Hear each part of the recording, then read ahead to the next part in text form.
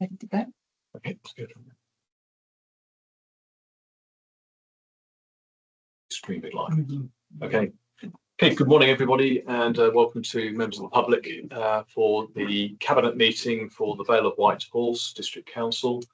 We've got quite a busy agenda, some important topics coming up for all of us, so we'll start straight away. Can I just go through with apologies in the first instance, please? We've had apologies from Councillor Bethia Thomas. Okay, and I think also for Councillor Fawcett. Yeah. Thank you. And then all the other councillors, cabinet members are in person. Yeah, Andrew. Oh yeah, Andrew at the end. Yeah, brilliant. Thank you. Chair's announcements. I don't have any announcements other than we're all familiar with this building. So if there is a fire, we're not expecting a practice. So out the door, turn right, and then through the escape, and we meet up in the gardens. Is that RB? As we found out, was it last cabinet or was it brief? Yeah, well, away day. Yeah. Oh, away day. That's right. The away day. Yeah, our holiday. Yeah, that's it. Thank you.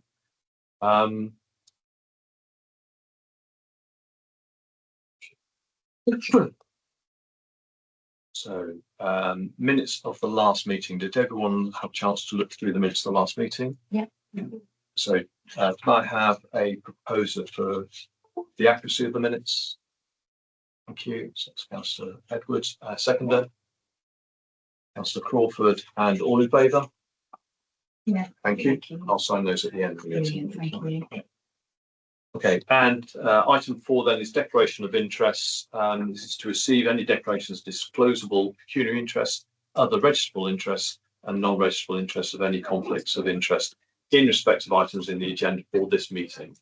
So, any declarations? No? Okay, thank you very much indeed.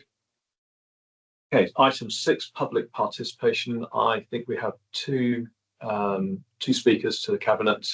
So we Councillor Patel and Councillor James. You both online? I believe so. Yes. Okay. If we take it at this point rather than throughout the agenda, I think that means that we can keep it all close together. So could I ask which one of you would like to speak first and on what topic? Thank you. Actually, I've got you, Councillor Patel. So let's go with you if you're happy with that. Well, you actually have both of us, so Yeah, which one first? James, would you like to go?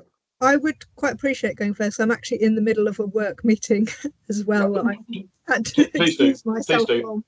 Thank you very much.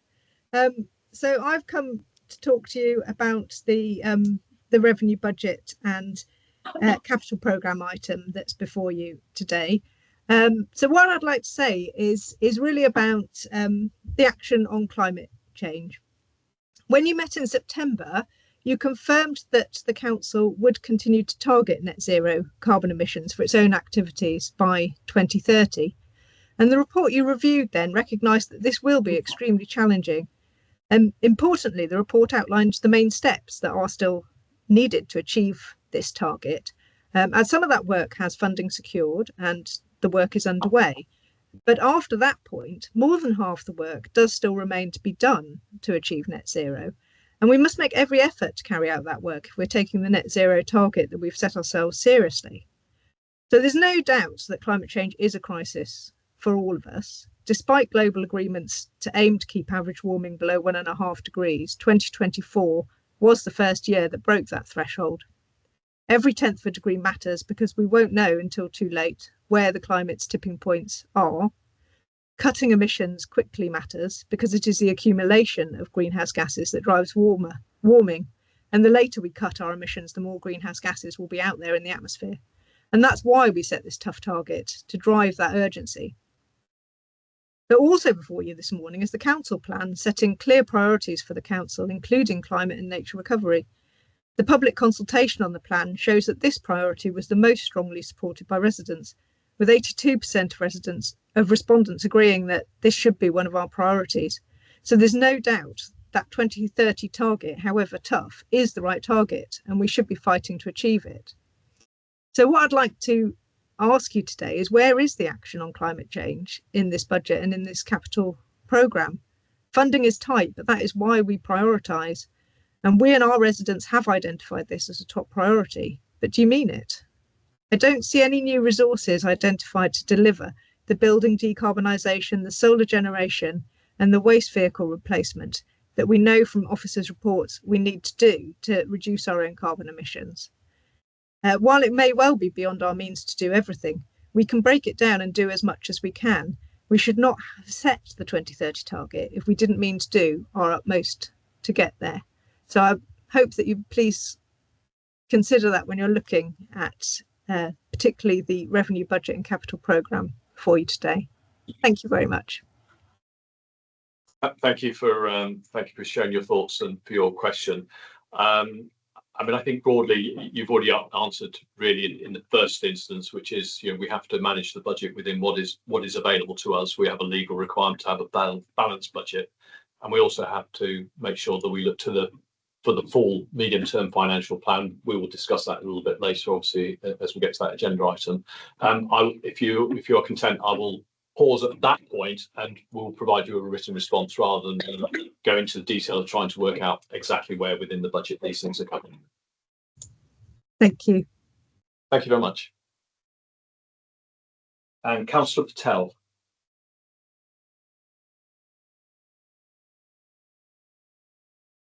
I think you might still be on mute. At least I can't hear you. You're right, I was. Okay, thanks very much indeed. So, I'm going to speak to something much more, I wouldn't say trivial, but certainly a lot smaller than a global catastrophe or climate change. So I'm going to talk to you about car parking charges and the agenda item in relation to that. So first off, I'd like to thank the officers because the report's very clear. The options are laid out quite well. It made actually reading that section of the report fairly easy. In the report, it does, I believe, make it quite clear that actually no decision needs to be made. We don't actually have to raise charges at this point. There is a little bit of a surplus, and the cabinet at this point could choose not to do anything. What I would say to that is we are more of an exception than a rule when it comes to not charging for the first hour of parking. And taking into context that costs of actually maintaining a lot of facilities are increasing, and this is something somewhat discretionary. There's uncertain funding going forward from the government, and our corporate objectives sort of try to encourage sustainable modes of transport. So therefore, I would ask that, considering all of that context, that we consider both adding a charge for the first hour and increasing all the other charges by the 10% recommended. So the report does outline that we don't have to pick one of the options. We can pick a mixture of them. And I kind of went through, I think there's 5 or 6 of them. But those two sort of, at least to my mind, is what I would suggest the cabinet consider. I'm personally not convinced by extending sort of evening charges and Sunday charges, largely because for a lot of our rural towns, public transport is fairly unreliable or non-existent when it comes to the evenings and the weekends, and sort of adding charges for people to actually get around doesn't make a lot of sense to me. In the report, it sort of further lays out timelines. So in those timelines, we've got sort of implementation timelines that we can achieve for each of these options. So I understand for the first hour charging, so we require further consultation. So that will probably not be implementable until August, whereas the increases we can sort of achieve by April. On this, I would ask Cabinet to actually consider that rather than doing that in 2 steps, we do it in 1 step at a later point. So we do both the first hour and we do the increases, and we do them sort of post-August when they're both available. And sort of one of the reasons I'm sort of thinking about that is because our residents are sort of already being hit by bus fare increases. On top of that, the government announced, or the Prime Minister announced in October, that the cap on bus fares is going to increase. So that's something that our residents are already being hit with. And if on top of that, we then add the 50p charge for the 1 hour in April and then further increase prices in August, it's too much of a trickle effect, and it sort of creates this sort of impending doom. So rather than doing that, doing them both at a later date, then sort of allows people to adjust. It gives us more time to sort of communicate this. And so that's it. So I hope that's clear, but just to summarize, please pick options A and B and delay implementation till August. Thank you. Great. Thanks so much indeed, Councillor Patel. Much appreciate your input as always. Yeah, I think there would also presumably be practical impacts of doing a two-stage change in terms of updating boards and such like. But we will consider those. Obviously, it's only required if we need that statutory consultation for any of the options that we might or might not select. But really appreciate your input. Thanks so much indeed for your time. Okay, so that will be covered under item 11, which is the car park charges. And we have no other speakers. Is that right? No. Great, thank you. So,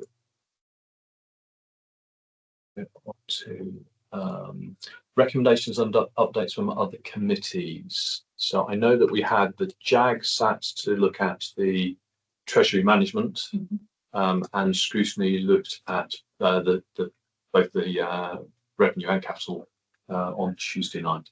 So have we got anything from either of those committees? I could just briefly tell you that Vale scrutiny, they looked at what you're looking at today, yes, the revenue budget and capital programme, and also the council plan, and they both were with both those items, they were content to note those. Thank you. Yeah, and I saw their notes. They asked for some works, particularly scrutiny for future budgets, so that we actually did a comparison from the previous for this year, but when we were saying next year, and I think you've agreed to have a look at the possibilities whether we can do. Yes, we have. That's great. Yeah. Thank you very much indeed. Right, okay. So on to then the council plan at the heart of the Vale, which I suspect Councillor Thorstrom is going to be introducing to us. Thank you, Chair. Yes, it's my pleasure to bring this one back to us all. It's been a journey with this council plan. The work started in early autumn 2023, so nearly a year and a half. And I'm sure, looking at the papers in front of us, we can see how it's evolved over that time. It's recognisable as a development from our existing corporate plan, but focused down and distilled and take into account a lot of the work that we've done to sound out members, the officer team, and residents. We've done a comprehensive consultation and taken on board a lot of the suggestions that came from there. It's been out to an all councillor briefing, and again we had some really good engagement there, really good comments that have been incorporated in this final version. I should highlight that we've moved to having 4 key themes rather than the initial 3 that we discussed. That was very much as a result of discussions with scrutiny, but also with the officer team, and we felt that the additional one, which incorporates building and maintaining stable finances and innovative transformation, allowed us to hang a lot of the work that we need to do about transforming our services and also being financially prudent and responsible there. I would also like to explain that because of the elephant in the room of local government reorganisation, we've actually had to go through again with a fine-tooth comb and actually strike out a lot of the mentions of long term, because we can't actually make promises for actions when we no longer exist. So we don't know if that's going to be in 2 years, 3 years. If it's 4 years, you get the whole shooting match of the council plan. So we can't talk of long term, which is why the wording has had to be tweaked. I'm very happy to take any questions on it. Tim Marui, our head of policy and programmes, is online and can fill in any of the gaps that I'm not able to help with, but please ask us questions. I'm delighted to bring it to you for your approval and passing it on to full council. Thank you. And my apologies, I was negligent to say that this also went to scrutiny on Tuesday night, and I can't recall the exact words, but I think it was something to the effect of there has been really good consultation and members have had broad opportunities to comment on the plan. So that's good. Thank you to the team for ensuring that was the case. You know, I think this is a good example of where we have got consultation right. So yeah, can I open up for any questions or observations? Yeah, Councillor. It's more of a comment. It's obviously to note Councillor James's question before about climate change, and it's just really great to see that actually climate change and nature recovery is one of our key pillars within this part of the Vale corporate plan. And so therefore, obviously, as part of our ongoing work, of course, the target of 2030 is still very much in there and very much part of our work programme going forward. So it's more a comment around that. Thank you.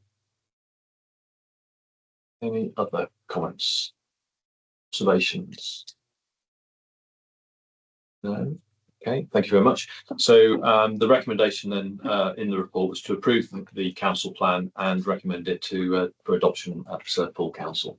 So could I have a proposer for that, please? Thank you. So, and a seconder. So goods. And all those in favour. Thank you. It's unanimous. Thank you very much. Okay, thank you, Councillor Paulson. Appreciate that. And next up is another meaty topic: is rent setting policy for council provided social housing, and it's Councillor Corn. Thank you. Thank you. I have got the wrong glasses on. Oh no, do you want to borrow mine? I'm not sure. So if I do fumble over the words, just forgive me. But okay, so this report recommends the adoption of the rent setting policy for all council provided housing. As Cabinet will be aware, the council has, during the last 2 years, increased the amount of housing that it provides. This has been through the purchase of housing through the Local Authority Housing Fund scheme, or the property leased from the MOD, and existing temporary accommodation. As the council develops its housing offer, the councils need to have a consistent and compliant approach to how rents are set, a requirement that is in line with regulation and best practice. It is aimed at ensuring financial sustainability, compliance with regulatory standards, and tenant affordability. This policy, joint with South, outlines a transparent and compliant approach to determining rents and service charges for council-owned and leased housing properties. The policy does not apply to other property that the council rents or provides, or any housing not provided by the council. The policy sets out the legislative framework by which the policy is set and is written for all types of property that the council may provide, not all of which are provided at this time. A key part of this policy is that the council will not set rents above the applicable local housing allowance for the size and location of property that is rented. So there's a couple of minor amendments, some small points of notes and amendments in the report. These will be corrected by the Head of Housing and Environment in the final version of the policy. So in paragraph 8.3 of the policy, this should read CPI plus 1%, not CPI plus 1.5% as printed. And in paragraph 14.3 of the policy will, 14.3 of the policy will have the following line added at the end. And it says, unless such an increase would take the rent above the applicable LHA rate, at which point the rent increase and future increases will be capped at the LHA rate. Any other minor amendments will be handled by the Head of Service. So the major addition to the report and recommendations, firstly, while the policy is written to be applicable to any year, it is important to formally record the percentage increase that will apply to rents from the 1st of April 2025. Therefore, the following addendum to the report is required. So this is added after paragraph 9 of the report. And it states the CPI figure for September 24 was 1.7%. Therefore, in line with the requirements of legislation and policy, the maximum increase from applicable rents for 25-26 is 2.7%, and this is the proposed figure. No rents will be set above the relevant local housing allowance LHA rate, and therefore if a 2.7 increase would take the rent above the LHA rate, This will be capped at the LHA rate. All tenants will be written to inform them of this increase at least 30 days before the rent rise implies. So the proposed recommendation additional is that the Cabinet approves the increase of rent by up to 2.7% from the 1st of April 25, and that delegated authority is given to the Head of Housing and Environment to calculate specific rents and ensure that all existing council tenants are made aware of this change. Thank you, Councillor Corbyn. So have you got all those amendments? Yes, And they'll be, I guess, recorded in the minutes as well as then in the final decision. Yeah. Okay, thank you very much. Okay, can I open up to the floor then for any questions or comments, observations? No? Okay. All really clear then. I think the key bit for this is that we will guarantee that we keep our rent at that LHA no higher than that LHA level. So I think, yes, it's right that we increase the rents where it's required to increase it, and we understand that the inflation is still there, CPI. The correction of 1% from the 1.5%, bring it up to 2.7 as a maximum, and that was the final recommendation that was going on there. So I think that's I think that to me sounds all perfectly clear. So I then ask for if we have a vote on that. Is there any final chance for any questions, observations? No? I think you summed it up really well. Yeah. Okay. Just a final comment on that. I mean, for context, what that means, although we have two different local housing allowance rates within the Vale, so we've got what applies to the OX postcodes and what applies to the SN postcodes. They are very different. But if you were to look at what's on the 2.7%, what that increase actually means on, say, a 3-bed house, on the SN postcodes, that's roughly about £25 per month. But it would be slightly more for the OX postcode. Okay. Great, thank you. Can I have a proposal then for those recommendations as amended? So that's Councillor Crawford, and a seconder, Councillor Forsham, and all those in favour?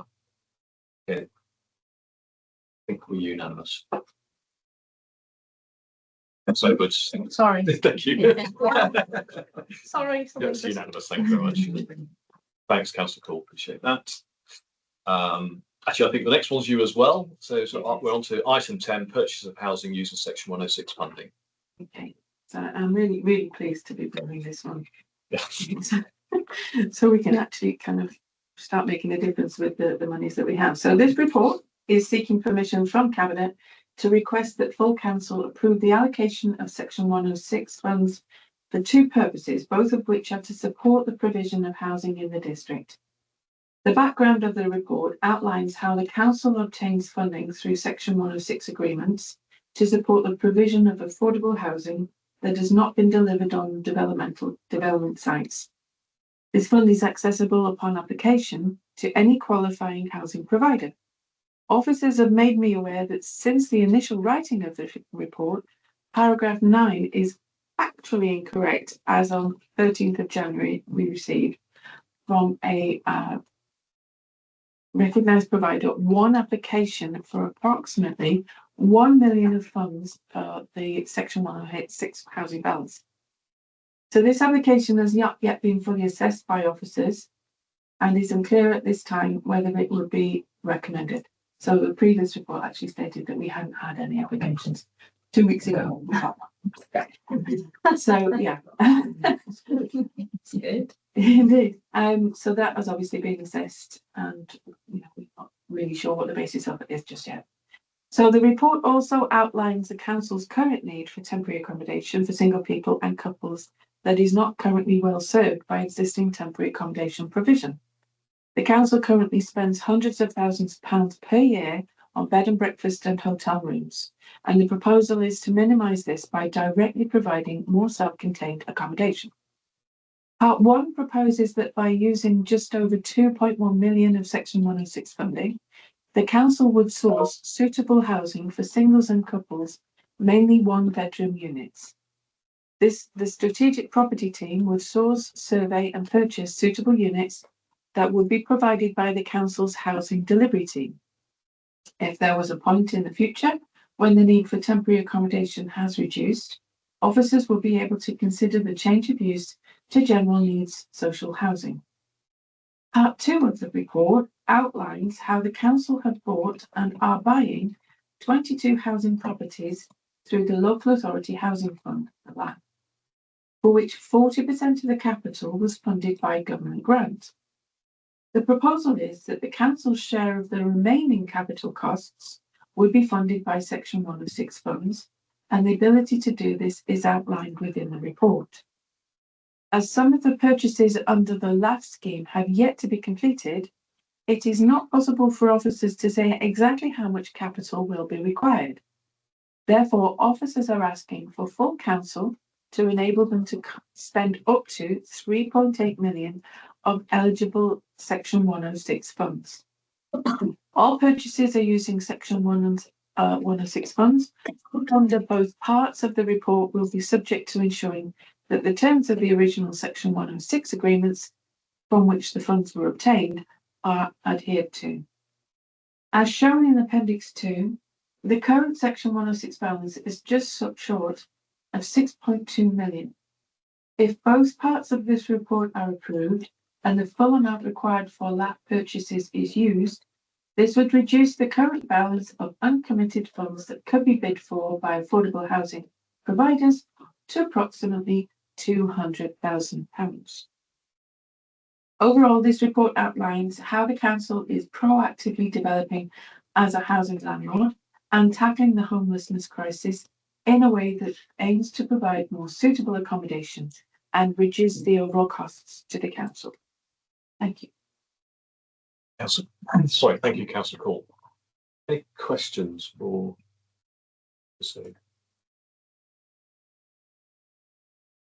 Okay, so Councillor Fortune and then Councillor Crawford.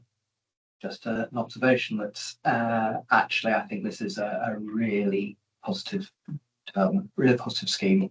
It is addressing needs of some of the most vulnerable in our district and doing so in a way that avoids us paying for a lot of short-term hotel accommodation, and actually will have huge benefits to the most vulnerable residents, because actually have a roof over their heads that has their own front door will make such a difference to families and individuals that are of greatest need. So thank you to officers for a very comprehensive and very easy to follow report. Thank you for presenting it so well this morning. Thank you, Councillor Fortune. Councillor Crawford. I was going to say something similar. It's 30 years, isn't it, this year, that we've flogged off on the cheap all our council houses, and we know what the consequences of that has been. And it's probably about 10 years where we sold some temporary accommodation. In fact, in my ward, where there were 4 or 5 houses in Grove Street that were used as temporary accommodation, which were sold off by previous administration. And that, I think, in part at least, has caused some of the problems we have in finding accommodation for people that are from themselves homeless, and adds tremendous cost to this council. So I must say I fully support this, and would like to thank the cabinet member and the officers for bringing it forward. Okay, thank you. Yeah, so I have to get this in every cabinet meeting. So this is, my lack of knowledge about these things. But for some reason, in my mind, I had this Section 106 money as being, it is to go to developers for them to provide affordable housing. And I think we've perhaps over a period of time maybe built that into a sort of a cultural thinking. But actually, the Section 106 is there to deliver affordable housing, however we consider, or officers of the council consider as being best value. And actually, I think having our own properties is deemed as best value. I say this in deference to the finance portfolio holder, who almost certainly will agree that we should always, where we can, build our own assets up. That I had in my mind that it was something like 20 years since we've actually had housing, that we've owned the housing, but of course we've now recently had it. And I think now, because we've got that experience, my personal view is that why would we now not go ahead and buy more houses? We've got the experience and the practicalities, and the funding therefore represents best value by ourselves buying housing. I'm particularly pleased to hear the 1 and 2 bedroom pieces, because I think that's generally where we seem to fall short in developments. You know, that developments tend to focus on, probably because they get better profit, on the larger houses, and so 1 and 2 bedrooms is ideally, that's exactly where we should be focused. And it therefore, you know, has a double benefit, if you like, primarily to residents in the sense that they've got somewhere, as you eloquently put, with their own front door, but also for our benefit, that we're actually saving money on not having to provide temporary accommodation quite so much. So yeah, I think we're all saying the same thing. So can I have another comment, please? I just wanted to comment particularly around the other value benefits, around the social value and the ripple effect that having your own front door can have when temporary accommodation people are having to go into hotels, be it bed and breakfast. It's difficult to enter that facility with, say, something that maybe a parish might do, you know, bringing hot meals, whatever that is. That's more difficult to implement. So for us providing housing, a front door, it's better access into that property to provide all the extra services that Vale or parish or town may be able to provide to the temporary residents that are there. So I think it's a really positive news story. Very, very good point. Yeah. Yes, and of course, it's so much easier to keep people safe with their own front door, and so many people in temporary accommodation do have safety issues, which you alluded to. Can I just check on this this one developer who's come forward? Presumably that's not the beginning of an opening of a floodgate, so you can't tell, but I wondered if that would have any impact on the timeliness of delivering this scheme. You may have covered it and I've missed it, but it's different really, isn't it? Because a lot of this is about temporary accommodation and the LAF funding, and I just wanted to check in my own mind, because things take time, don't they? They do. And delays, you know. I think to be fair, this is about spending money that is on its way out to expire, as well as anything else. And we have been waiting and waiting and waiting, and the money has been sitting without any ability to be able to benefit local residents in any way. And the decision was made that actually we need to really be looking at how we can best use these funds. And that's over a number of years that we've had no proposals or applications to use the funds in the way that Councillor Coleman identified that we would traditionally use them. So this is why we're looking at a slightly different approach in how we address the how we use these funds appropriately. With regards to the application that's come through, as you say, it's really difficult to understand whether it will be a floodgate thing, but historically one would suggest that is probably not the case. And we do have other Section 106 monies coming through the pipeline. So if this was something that we would consider to be a viable application that we would want to go ahead with, then there are other funds that we could potentially use for this, dependent. I'm not yet cited on the actual application itself, so I don't really know the size, scale, etc., etc. But you know, we can cut our cloth accordingly, I would imagine. And if it is viable, then we would look at how we would fund that from other ones. So, is that something? Yes, thank you. Yeah, could I just ask a point of clarification, because it is a valid point, and we are required to get best value. This is a new phrase that I've learned. you may have gathered it's like a 3-year-old knowing when to say why, you know. But each of the recommendations where we're committing to funding, it commits us up to 2.178 and up to 3.8. So I'm assuming, therefore, when the officers are doing their work, if they were to conclude that, you know, this developer or any other developer provided better value, then we're still within our remit. This is not a commitment to spend that money; it's a commitment to allocate it up to that. Is that a true statement? I think there's a couple of points there. I mean, clearly, you know, nothing, you know, budgets make allocations for money. They don't guarantee that that's what you're going to do. Exactly. So, you know, the budgetary decision is a decision to ring fence money for certain purposes, but the actual decision to spend it is a different decision to be taken at a later date. Yeah. I think the observation I'd make is, you know, as Councillor Caller said, you know, I haven't seen the application either. These things tend to take time to work through the system. Things move on in terms of, you know, by the time this is finished, there may well be greater clarity on future income streams that could fund it. And I think at this stage, the right decision at the moment is to, particularly noting the financial position of the council, is to use that money for our purpose and form a view on this one in due course. Yeah, agree. Thank you. Could I just also add that the up to the certainly 2.1 million, etc., is mainly to do with how much these units cost, because obviously we're going to the market. Yeah. So we're obviously going to absolutely get the best value we can. Market prices change, right? But indeed they do. And so the idea is that we get as many units as we can, and obviously, you know, with that 2.878 as being the ceiling for that purchase. So that's kind of where it all lies. Excellent. Great, thank you. So if everyone's asked their questions or made observations, could I have a proposer, please, for the 4 recommendations before us? As a Councillor Edwards, and seconder, please, Councillor Lagoa.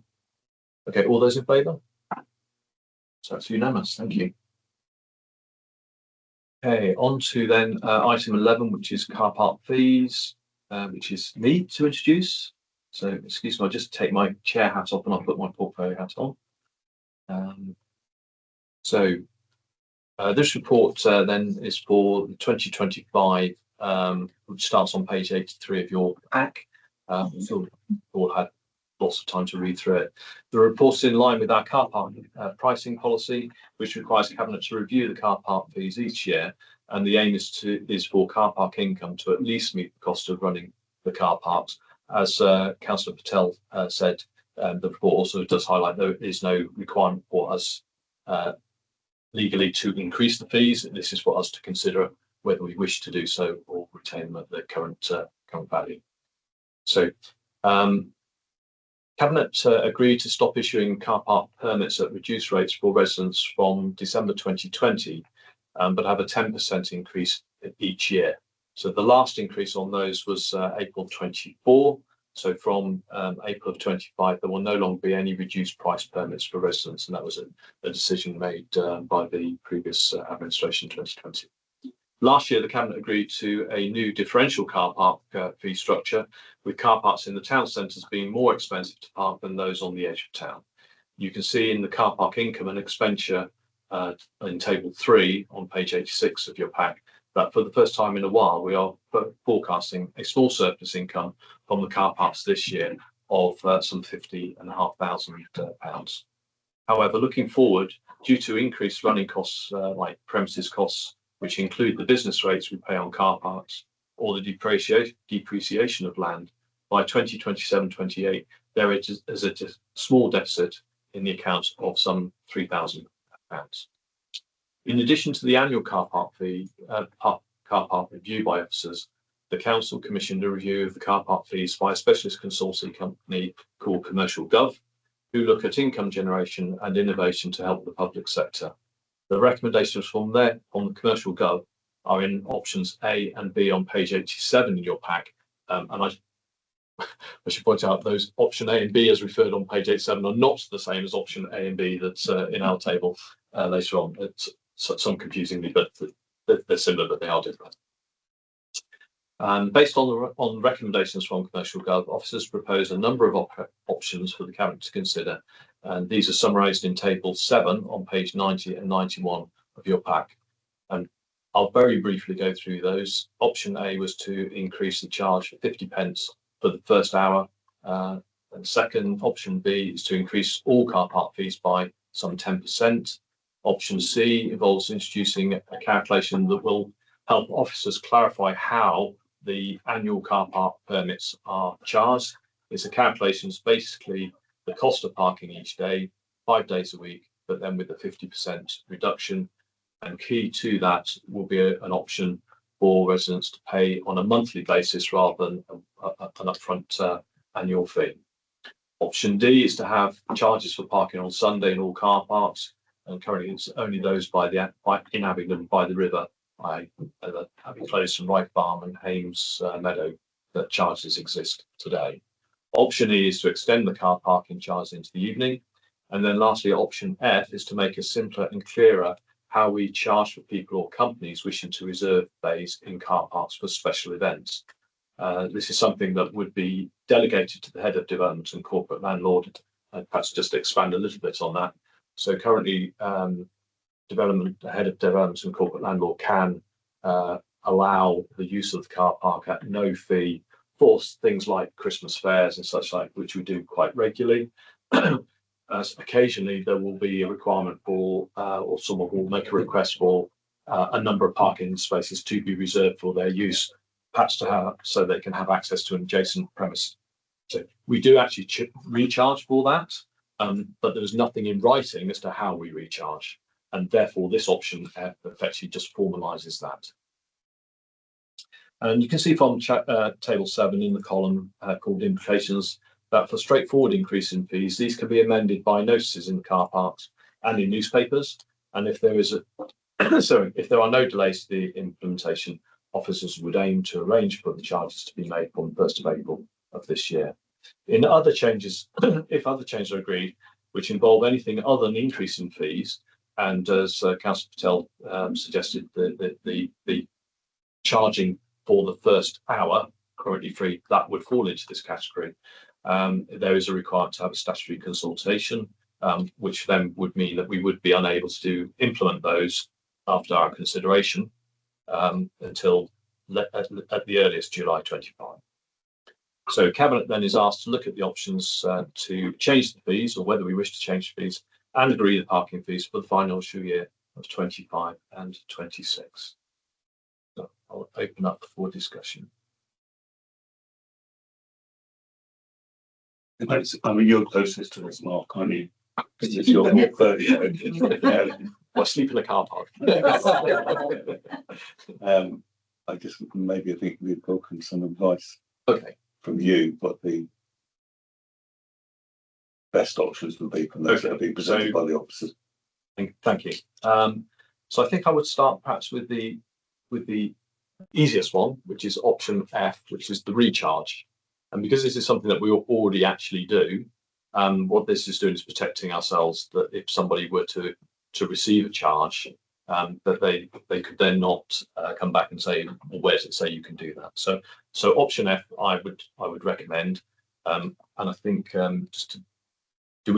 is it better to put 3 separate or 3 or 4 recommendations, or put them all in one go?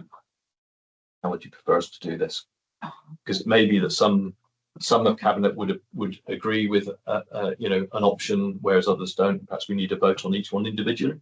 Can we do that? Sensible to me. Yeah. Okay, so my first proposal then would be that we adopt option F, which is the recharge fees.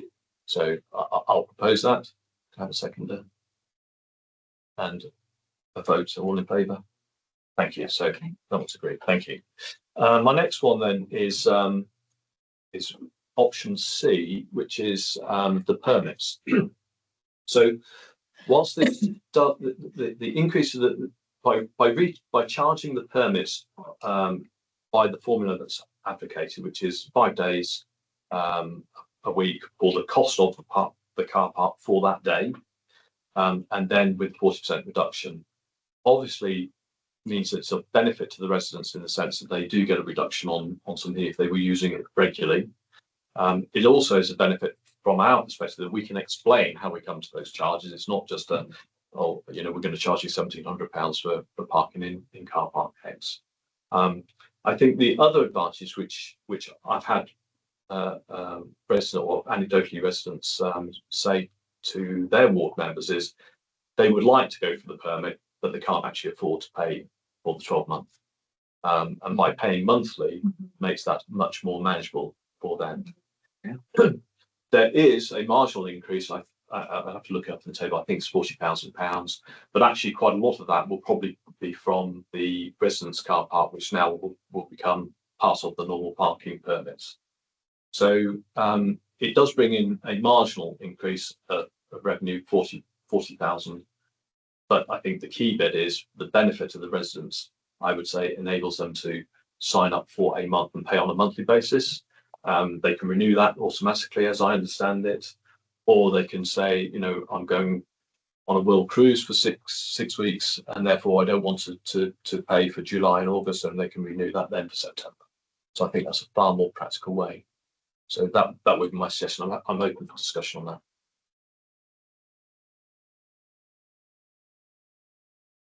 I think that makes sense to me. Okay. I guess my only question is there a difference between long-term car parks that are designated long-term versus short-term as far as the permits is concerned? So my assumption is that if say, for example, there's one of the car parks in Farringdon, you can only park there for 3 hours. So that permit, if there was a permit, you don't get a permit for that at all. Okay, perhaps I can ask Don to dig me out the hole I'm about to dig myself into. I'm sorry, but No, I had a similar question in my mind. So, Thanks, John. Good morning, everybody. So good morning. the question is about permits for short-term car parks. So those short-term car parks, Southampton Street in Farringdon, are designed to have more of a turnover because they serve the local shops. So we don't allow permits. We don't allow people to park in there all day because then that would be against the kind of use of the car park. So the permits are only for the car parks, the long stay car parks, the all day car park. Does that include the beacon? I mean, Yes, the beacon. Yes. there's no long-term, there's no permits for that, the beacon. No, the Portway you can park all day, so it's not a short stay car park, Portway. So you can park there all day, so you do have permits for the Portway. Okay, thank you. Yeah, Thank you. Yeah, John, you were just another question. So just we switch and just if we switch like from annual, just to monthly parking fee, how do we calculate it? We pretty much just like take annual fee and then just divide by 12. Okay, so just we don't end up. So rather than pay £800, £900 in one go, okay. you divide it by 12, and therefore you can pay. There's flexibility. Then there's flexibility. Away, just they could not pay for that specific month and then start paying again. Yeah. As long as there's availability, because in some of the car parks they're oversubscribed. Okay. So once you pull out, then the next person will on a waiting list would come in and get the permit. So you do have to be a little bit careful. But we will sell you also a permit without guaranteeing you a space. So you take that, so you don't, it's not reserved. So you do have to make sure that, that there is sufficient, the time that you're parking there is there is space for you to park. Okay, but do we have like separate spaces for resort? No, there's no reserved space. There's no. Do we kind of to mark some spaces as a resort, or that would be? I wouldn't recommend that, because then that would mean that those spaces wouldn't be there for the people that are coming to park there during the day for the permit holders. Okay, at the moment, do we have complaints from just people who paid for parking, who have parking permit and couldn't find a space to park? No, I think the pushback or the complaint that we get is what we've tried to address here, is that you're having to pay out £800, £900 in one big lump to get an annual permit, and so we're trying to address that by saying you don't have to do that. You pay for a month, and then you auto, direct debit, so it auto renews out of off your card. Okay, thank you. And there's no change in that to the current situation, apart from you're not paying up 12 months worth in one go. Yeah, so the availability of parking is the same. So if a person was going away for months and wanted to not pay for the month, will there be clarity to them that somebody else could take their space? And if they then come back, do they then join the bottom of the list? If that makes sense. Yeah. I would imagine most people will, as long as they can afford it, will carry on paying. But I can see that someone might want a payment holiday, maybe because they're hard up on month. They might want a payment holiday, but that means that the person who is Yeah. next on the list, who's saying, I Yeah. just live around the corner, I've just moved in and I really want to get a permit. Yeah. I'm next on the list. Can I have it? Because that person's not there anymore. Yeah. So it seems fair Because enough that there's a waiting list. If you've got like a waiting list of, I don't know, 5 people, say, presumably the person who's gone away now joins the list at the bottom, don't they? So you need to have that clarity somehow without over complicating it, so that people know that if they take a payment holiday, in effect, that they are risking losing the place. I think we can make that clear, but I mean, the intent is that the people will still have the permit for the 12-month period. It's what we're doing is allowing them to pay on a monthly basis. Or is that, or is it? If they say they don't want the permit, then somebody will sell the permit to somebody Exactly. else. That month. Mm-hmm. Yes, no. But what I'm saying is that what this is doing is, I don't think it changes the situation from where we currently are. But what we're allowing residents to do is to pay on a monthly basis rather than having to pay on the 12-month basis. But today, if somebody decided they got to the end of their 12 months and they wanted a break from, they would still end up at the bottom of the list. Of course, but I'm just thinking of the mid-year, the example of the month's holiday, or visiting family somewhere else, and you just need to be clear that I think it's not still their permit. It could go somewhere else, which means they could then end up waiting before they. We would have to make that clear in the terms and conditions. I'm sorry, Chair, I'm a bit confused now. Is this a 12-month contract paid for monthly, or is it a rolling 1-month contract for a year? Because if it's a 12-month contract paid for monthly, but with an option to opt out for, say, for a month, then that person isn't in danger of losing their space, because only the month will become available, not the rest of the year. So I'm really confused now. I wasn't before, but I am, I'm afraid. Maybe I'm the only one. Let me answer what I think is the position. It's a 12-month contract, 12-month contract paid monthly. But if someone were to choose to not pay the direct debit for halfway through the year, they could do so. Whereas currently they can't. They paid up front. Okay, but by not paying, does that cancel the remainder of the contract? Yes. Not just that month. Yes. Right. And therefore, you would then be back onto the reserve list if there were a reserve list. So it is really important that the resident is told quite clearly the consequences of them choosing to have a payment holiday, and therefore not being able to put their towel on the sun lounger. 100%. Yeah. Can I ask another question about this permit as well? It's only for residents that have proof of residence, or is it for, say, an employee of a business that they're coming in, and therefore it's a benefit for them getting it because it takes the pressure off on street parking, which might become quite congested in certain villages and towns. Exactly. The last bit, so it doesn't, to us, it doesn't matter whether you're a resident or someone who's working in that particular town. Yeah. And there is a waiting list, which is good to know, actually. It depends on the car park. Depends on the car park. Yeah. Because I personally am really keen on this, because I think that certainly in my ward in Farringdon, there is a pressure point of traffic and employees working in the town centre that all want to park in certain streets. And obviously there's been changes to parking restrictions as well in Farringdon.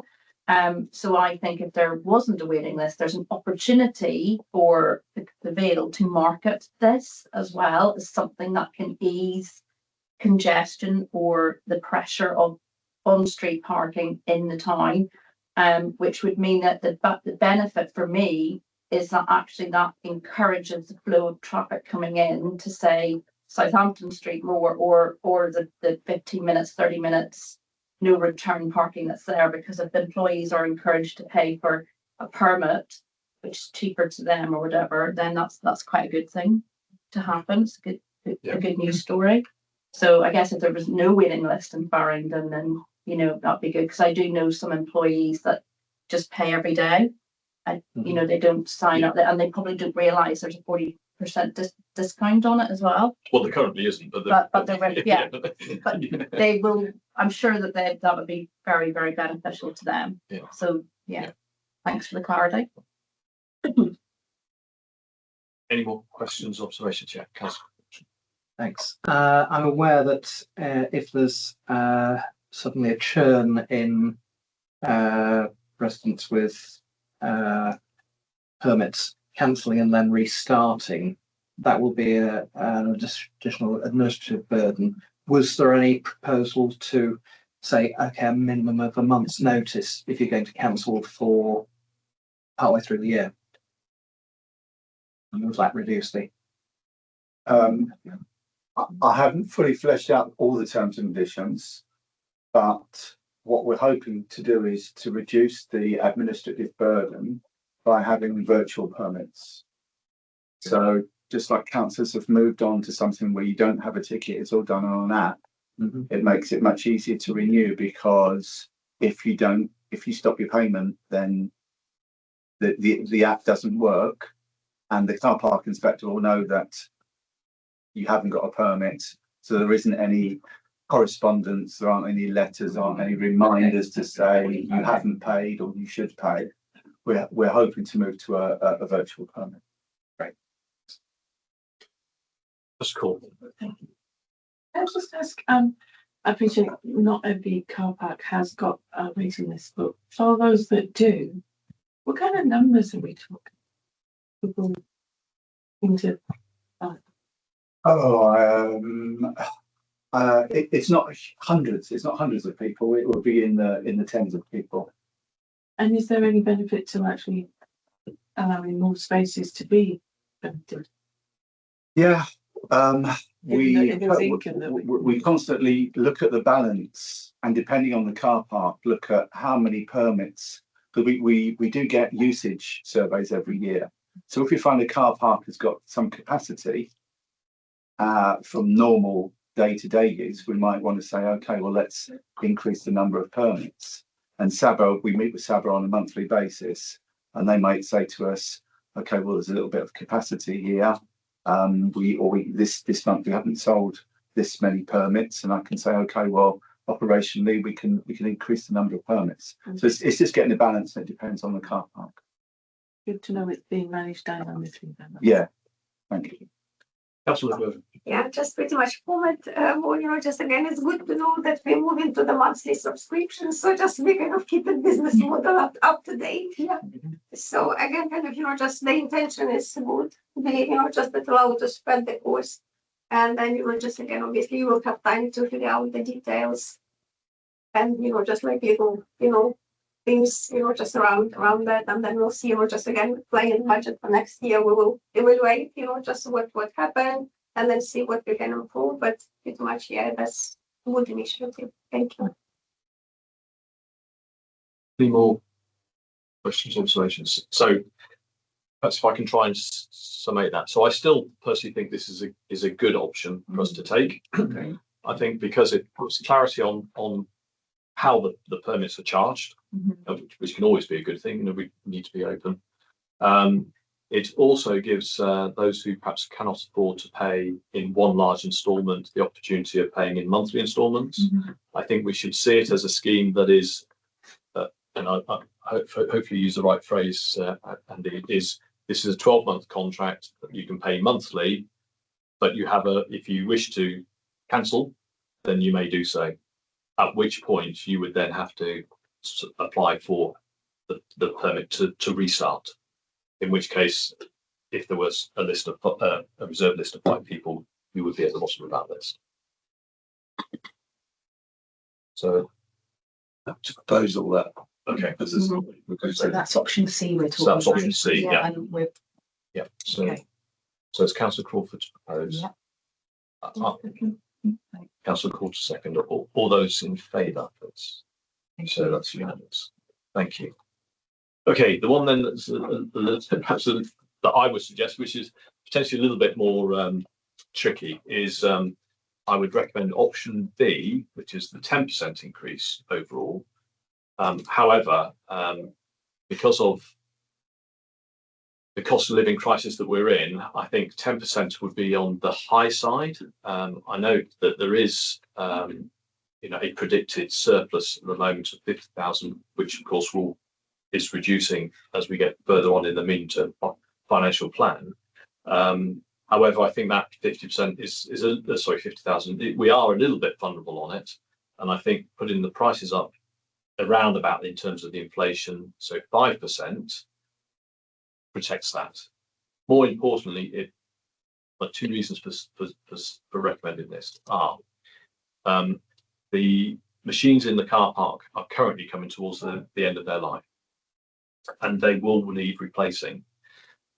At the moment, we've got in the capital growth bid of £150,000, which we're predicting on either taking out of the capital budget or possibly having to borrow to fund.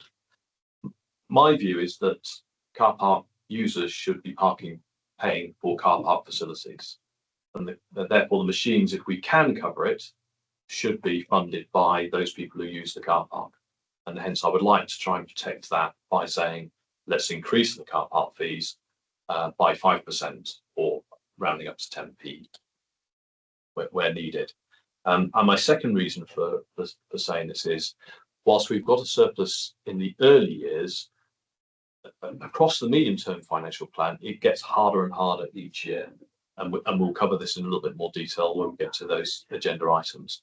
And what I think we run the risk of is of not increasing the fees now, and then being in a more difficult position in a few years' time, where a moderate increase then becomes a larger increase requirement. So by increasing now, and I accept this is not palatable, but I think it is something that I would recommend as saying it protects us to some degree for the future. And I think it's morally correct that those people who use the car park should be paying for its maintenance for the facilities in there, and not relying on taxpayers through the capital programme. So I'm open to discussion on that. I'm certainly happy to support that, Mark. I'm aware that there's been a number of changes to the contract. I understand that we're moving towards paying living, this is Trevor paying the living wage, which they may not have done anyway, which is likely to increase costs going forward. And in fact, the additional income that a 5% increase might generate is actually quite a small proportion of the total income for the car parks as a whole, across the whole of the Vale. And you're right, the capital expenditure will need to be funded, and it's right that capital expenditure, to my mind at least, is funded by the people that use the car parks. We're not allowed to make a profit, I don't believe, from car parking. So any excess does over a period have to be reinvested in car park facilities anyway. So I fully support your 5% solution. Yeah, I mean it can be used for other things that are related to the car park. Yeah. So yeah. Thank you. Any other comments, questions? So we'll go to Councillor Lagova and then to yes, two questions, not sure either to Simon or to John. So the first question, just the financial forecast for the coming years, like up to 27, 28. Just again, the calculation was based on the current fees, or the projection was included kind of, just that it was like just 10% increase in fees. The fees, the income is based on the current income. So I mean, just we talk, we kind of, just assume that just the fees still the same. Fees are still the same. Okay, that's the first question. The expenditure, we build in RPI on things like the contract changes. Okay, so that will go. The expenditure goes up. So the other question regarding depreciation here, because depreciation is steadily growing. So what's included in depreciation here? Depreciation is the value of the assets, the car parks. Yeah, but I mean, just is it like maintenance? Just like that's on a different line. Repair and maintenance is separate, but the depreciation is the value of your assets and how that depreciates over time. The cost of having it within, as an asset rather than selling it. No, I understand, but we just again, we kind of, just take this money and kind of, just we keep them, what we spend them, just on. I mean, just they showed like, just again in just money expenses, so just that kind of expenses, so include them. I mean, I mean, just can we include, just can we assume that just the car park machines, just included there or not? So kind of, just how we allocate this depreciation amount that we kind of, just calculated to put there. How I understand that the question is how do we calculate the depreciation? Yes, I think and it's, what we spend this money on. Yeah. we don't actually spend the money. Okay. I might refer to the finance. Do you want to do it? Can I try and do that? So the things that depreciate for a car park might be the car park machines. It might even be the surface, because we have to resurface the car park, and we will make a determination, or Simon will, about the life of that asset. So if it's determined that a car park needs to be resurfaced every 10 years, and you spend £100,000 on resurfacing it, you will depreciate £10,000 each year. This is very broadly speaking. So although there's £100,000 cash outflow, the thing that hits the amount that hits your P&L each year is simply 10,000. So that's something that we already spent, we just depreciated. Yeah. So pretty much, just that's around like 10% roughly what. Well, each asset will have a different asset life depending on what it is, and it could be that machinery will be longer, like lighting, which is also depreciated. Okay. If you could just a new car machine, we just add them there. Here, just like depreciation. If they deem to have a 10-year life, then 10% of the purchase costs will hit the P&L account each year for 10 years. Okay, thank you. And perhaps I should, because again, a little bit of confusion. So the machines that we currently have in the car parks, they were procured by the contractor when we let the contract back in 10 years ago. So 2014. Yeah. And so they will not appear on here as depreciation because they don't actually belong to the council. But when we replace those machines, which we will need to do because they come to the end of their life, if the council buys them, which is what the proposal will be, then they will then become an asset, and they will therefore go on to depreciation.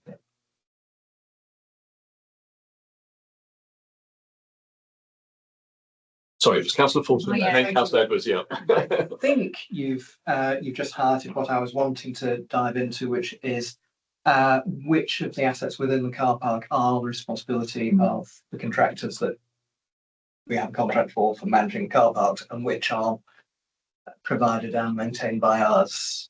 Is that is a fairly key consideration, because some of them are fairly expensive. Car park service, one thing, but also the machines, signage and the likes as well. Yeah. Okay, I'll defer to John and Simon for that, but. So several responsible for the car park machines, for emptying the car park machines, and for the card processing when you pay with your cashless card. The council's responsible for all other lighting, potholes, lining, resurfacing, signage. Any buildings that are in the car parks as well. Buildings in the car parks as well. Yeah. So for example, then we as many places we suffered with flooding, and some of our car parks have been quite badly affected. So the cost of doing any maintenance work on there has fallen to the council.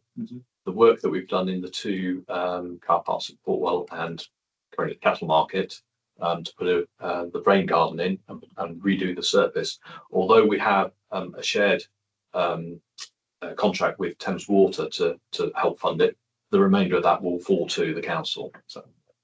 So there is a, if you like, a running cost. There's a cost to us that we have to pay out, and hence why we won't really know until something goes wrong what that cost is going to cost. But I think that's why I say we need to protect ourselves for something in the future.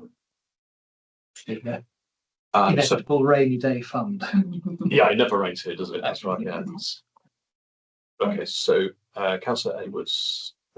So I've got a question and then a comment about the increase. So the question is, I take it that if the pay machines are coming to the end of their life and they're no use to Saba, then we would purchase them at a bargain basement, almost, like that example of when someone gives something for £1 because the actual value of them is worthless, but to take on the contract, we would take on the contract then of doing the card payments and everything like that, or would that still sit with Saba, but we would own the pay machines? How would that work? The council purchases the car park machines. Yeah. The contract with Saba will continue to empty the cash from them. Yeah. To process all the card payments and take all that money, Yeah. put it into the council's Yeah. bank. The repair and maintenance will fall on the council because it's now our asset. Yeah. We've bought that Yeah. car park machine, so that comes with us, the Yeah. repair and maintenance. Yeah, what else?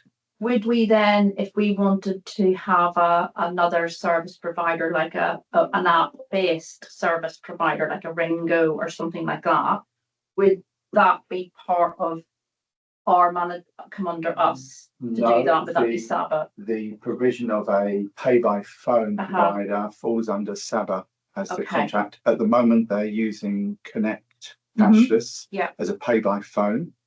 We do understand they're going to move to another provider called Pay-by-Phone, which is much more recognisable, more usable. The one with the green dots, 9 3x3 green dots. That is paid for by Saba as part of the contract. Okay. So I just wanted to understand risk to ask as part of that, like what is it that we're actually going to take on as taking on the pay machines as such? Yeah, I think I view it as a bit like the hardware, but we own the tarmac that they're patrolling. Okay. So therefore my comment on this is part of me agrees, yes, with you, Councillor Coleman, to not raise it by 10 but to raise it by 5 to understand risk. However, I am really mindful of the cost of living crisis that affects our businesses in towns as well. If we can't keep encouraging people to use the car parks, to spend money with independent retailers and things like that, and actually for the sake of a year, say, then I'm inclined to not agree with this on the basis of that, because I think that residents and businesses need a break as well. So I'm not convinced fully, simply because of those are my reasons. And I think because we did a 10% increase last year, and hearing the risks and everything else, and also including the unknowns of government restructure and everything else, I would be happy not to vote for an increase this year. Great, thank you. Councillor Pickers. Yeah, I've been very conflicted on this. I think that I have never wanted to go for a 10% increase. I think that was, just wouldn't go down well at all with our residents. And I think if I could have been absolutely convinced that we absolutely have to have an increase, I would have gone for the 5%. But I'm feeling like Lucy, really, that I don't feel I can support an increase.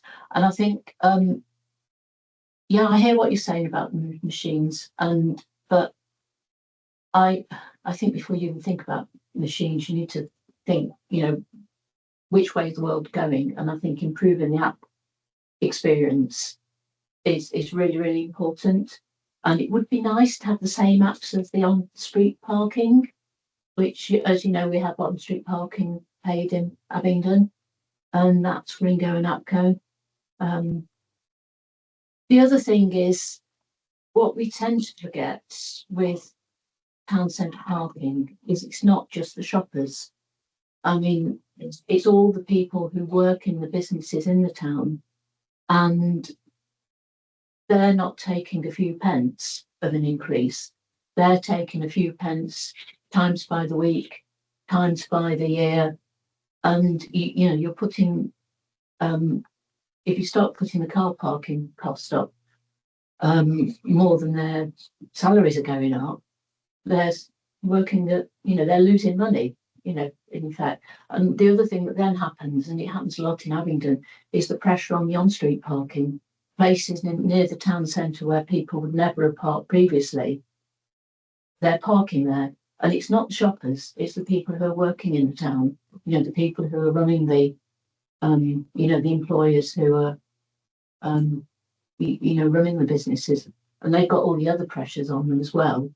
So, yeah, it's great that we have the, you know, the discounted permits, but, you know, not everybody's going to be able to support, even do it monthly. So, yeah, I just feel I'm not convinced that, in the grand scheme of things, that the increase is really necessary, and I think it will, you know, upset people and have an impact, particularly on the people who work in the town and the people who live in the streets near to the town who have even more cars parked outside. Thank you. I know Councillor Crawford had, but I think you had your hand up first. So yeah, Councillor look over first. Yeah, actually, I'm totally agree with Councillor Edwards and Councillor Peters. Yeah, I have the same view, and kind of, you know, just my only kind of you know, just focus, so to speak, you know, just again, I think, you know, just we need to try to balance it. We don't need to have you know, just large surplus. But kind of, you know, just again, if we can cover comfortably operational costs, I think, you know, just yeah, I think, you know, just we should give the prices. However, I have another question. Yeah, I don't know to do. Obviously, you know, just what we have kind of actual numbers, that's for previous financial year. We had like 20K surplus. You know, just the forecast was 50K for this year. What it could be, and kind of, you know, just what's your assessment, what we could have. So with flooding, I understand it might be less than that. I mean, just the surplus forecast was for 24-25. It was 50K.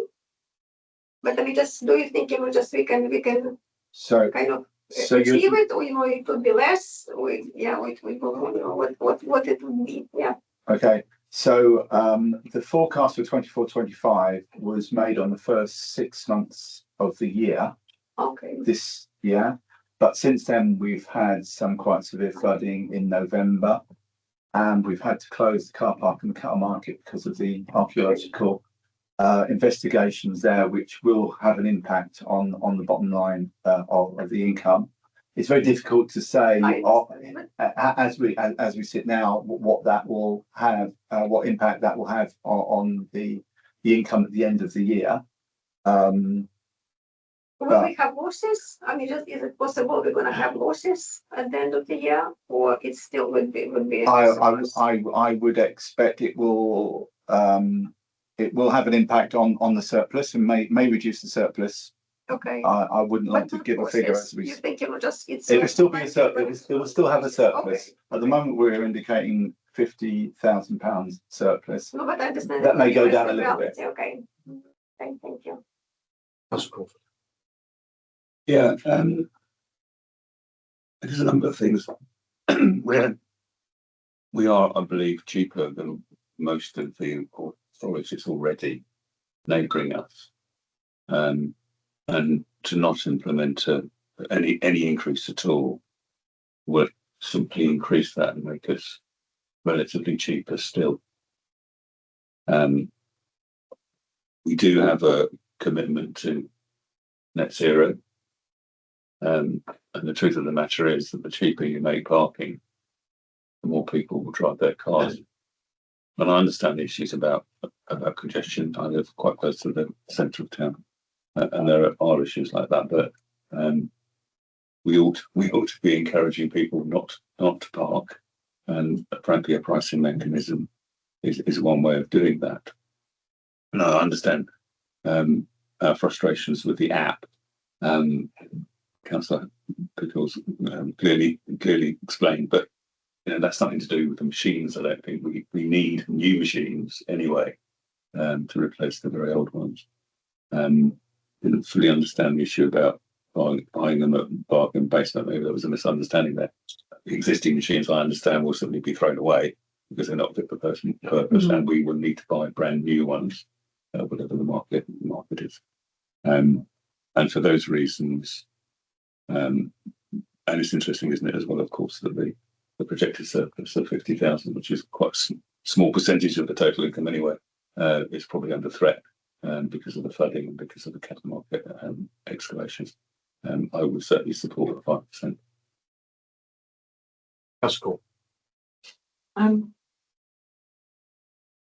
would love to have a surplus every year with funding, and I think you know, it's not an indulgence, but for most people these days it really would be quite out of reach to have a surplus, and I would not support an increase at this stage. I think further to Councillor Crawford's point, I mean, we are not the cheapest around locally.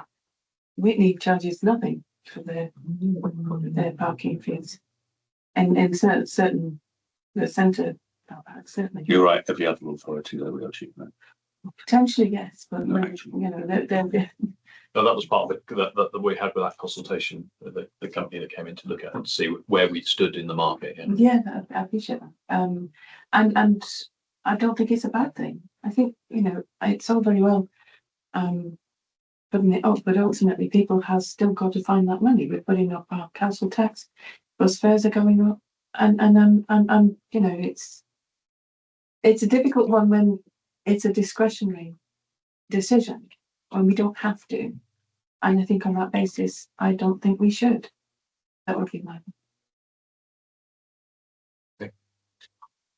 Okay, last one, I think, Councillor Gover. Just a comment regarding, you know, just to add to, you know, just what Councillor Cole said. You know, just I parked recently in Cheryl, parking, you know, just 2 first hours free. So sorry, I was in Vista Cheryl car parking, you know, just space car park. Yep. So two first hours, that's free. Okay. And then yeah, so we're not the cheapest. That's the point. I mean, I'm not suggesting we're gonna do that, but yeah. Right. Well. Okay. I'm not really sure how I proceed with this. Perhaps if I just get a show for whether there's any interest in considering a proposal to increase the costs. Let's do that first before I come up with a specific proposal. So all those who are in favour of us considering further an increase to the costs. So that's 3, and those who are against any increase I'm talking about now, aside from the 2 options that we've already agreed. Yeah. So that's 4. Okay, well, that's democracy for you. So so that would be no increase on. So I know. Thank you, Councillor Crawford, for throwing me under the bus. We had to get it started. We had to get it started. 100% agree. So I suggested the 3 options, but clearly there are some other options. Does anybody wish to discuss any of the other options? Okay. Can I make a comment though, just on voting against it, is the fact that I do think that it is it's our integrity as Vale to also communicate to residents that future increases are not out of the question. And I think that's the point. We have to bring people on a journey, and it's not a case of saying that's a finite decision forevermore. So I think it's how it is positioned is important for future use as well. Okay. I mean, I think that was my point really. But what concerns me is that what is, you know, unpalatable now becomes absolutely horrendous in the future, because we will need to increase the cost, you know, with a. I mean, let's face it, this is where we are with council tax. Exactly. You know, so we're the 15th lowest council tax in income, but we're still providing a service, which is great. The officers are doing a really good job in delivering that. But do we really need more money in order to provide those services? We'll find out when we get to agenda item 14. Sorry, but my feeling is that actually we would want to increase council tax even further, you know, to bring us back into parity with the other district councils locally to us. We're not able to do so in this case because of legislation, without going to a referendum. And whilst that isn't exactly the same thing with the car park, we could be facing the situation in, I'm going to say, 2 years or 3 years' time of having to put up the car park fees considerably, and then not for legislation reasons, but just for the practicalities of saying this is a hard hit to the residents. So that's what worries me, that we are, if you like, pushing a problem further to the right, and eventually what is a small problem now becomes a bow wave in X number of years. I'm hoping I'm wrong, but anyway. So I think therefore there's 2 recommendations. So you've got F and C, you support it. F and C, yeah, and I think with those, neither of them requires consultation, so we can press ahead in the April timeframe. Is that right, John? Yeah. Great. Thank you, Cabinet colleagues. This is always a thorny one, and I kind of dread every year when it comes up, but it's a conversation we have to have. One of our remits is to be honest and open, and transparent, and I think we demonstrated that.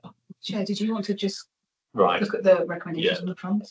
Okay, so the recommendations are: Cabinet agreed to the parking fees for the financial year 25-26. In addition, if the Cabinet does not agree to amend the fees, does agree to amend the fees and charges, then A, authorise the head of legal and democratic to prepare a notice of variation under the Road Traffic Act 1984 for publishing in a local newspaper and all affected car parks, or authorise the head of legal and democratic to prepare and publish a draft order under the Road Traffic Act 1984.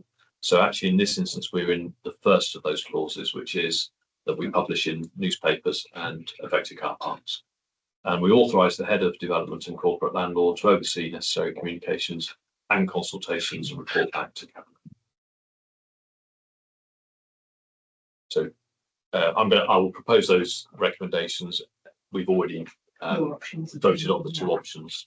So proposal for those 3 options to be that we accept those options. Have a seconder. Thank you, Councillor Fortune. All those in favour? Thank you. Unanimous. Thank you very much. Thanks, John. Thank you. Is everyone happy to go straight on, or would anyone appreciate an admin break? A couple of minutes. Straight on? Oh, no, I was nodding for an admin break. Okay. Can we just We've got quite a lot of items still to do. We do. I'm just mindful we need to keep our brains open. So can we just pause then? Sure. Let's take 5 minutes. So that'll be 4 minutes past. 4 minutes past. Okay, brilliant. I'm just going to switch the screen off momentarily, and then we'll be back at 4 minutes past.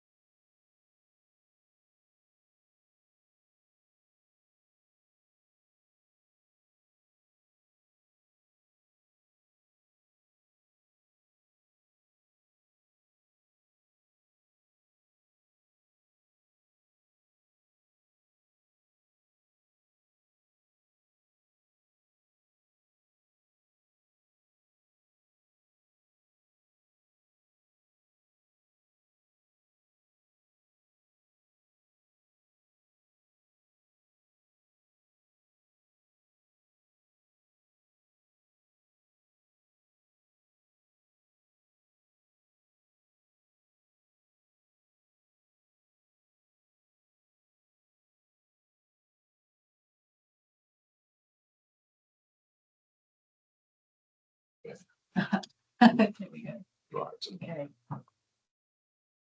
There we go. Thank you. So we've got the live stream going. Yes.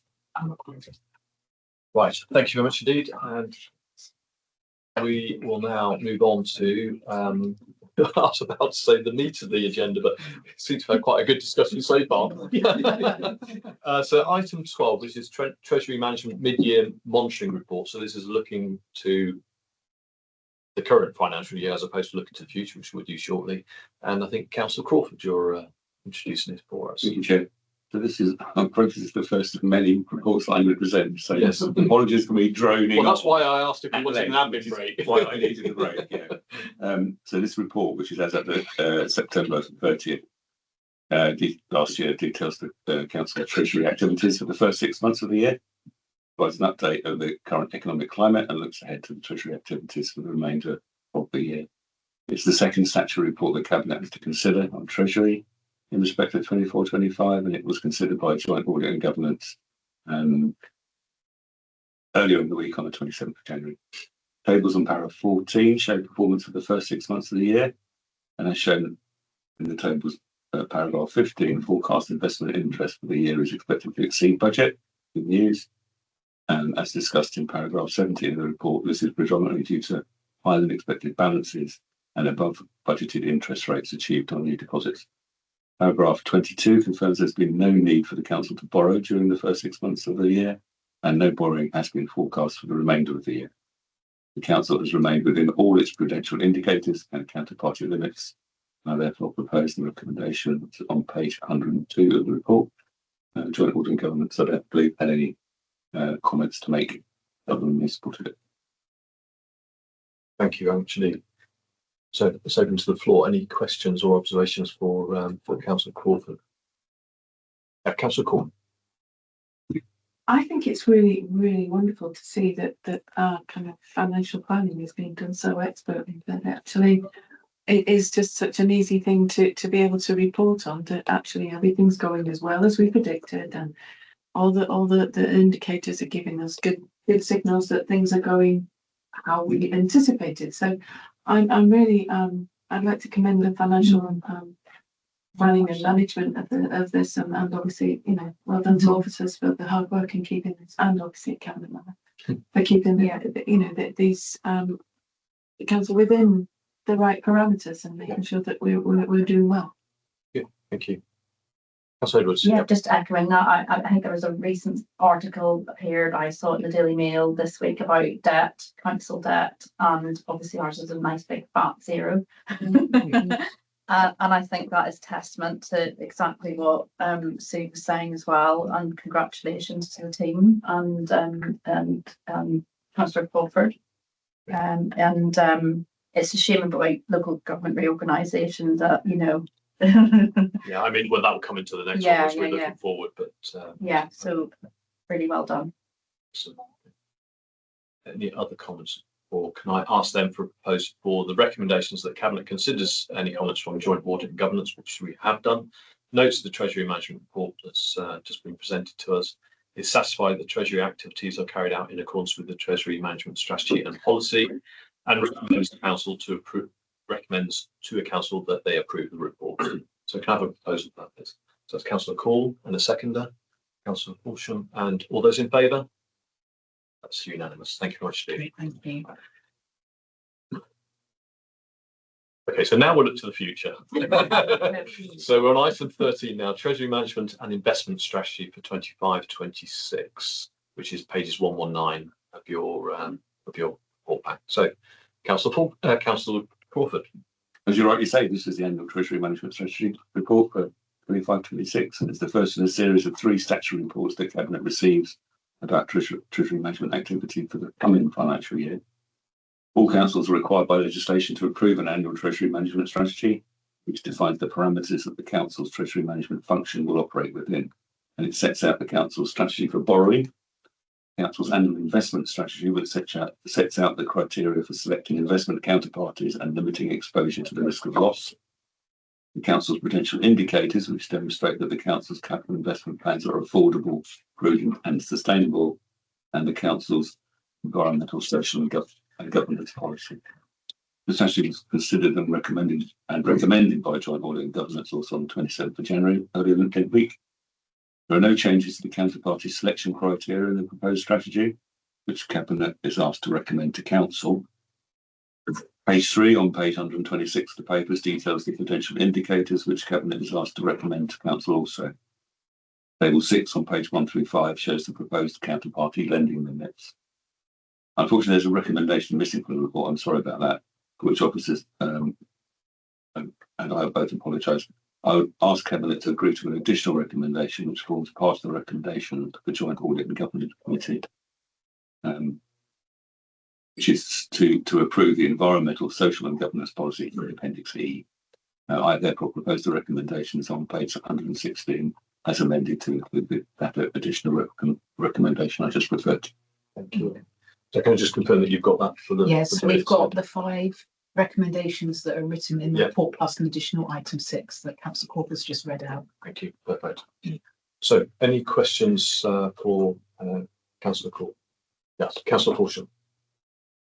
Thank you. Councillor Crawford, I note that this year we've got a change in the treasury management consultants that Link have been bought by, was it Mitsubishi UFJ Trust and Banking? Are we expecting any change in services? I know we've benefited from Link's advice over many years, and actually what seems like a fairly straightforward operation is actually quite complex in making sure that deposits mature at the right time so that we can pay money over when we need to pay it over and don't end up being either caught short or not earning the interest that we should be earning. Are we expecting any changes in their services? I think it's early days or not, but Simon might have some more up-to-date information. So certainly from our perspective, I mean, it's an interesting one. That organisation has changed owner many times in the time I've been in local government, but we basically tend to find the same faces providing the same good level of advice. So we're not anticipating any change in delivery. Right, that's relief.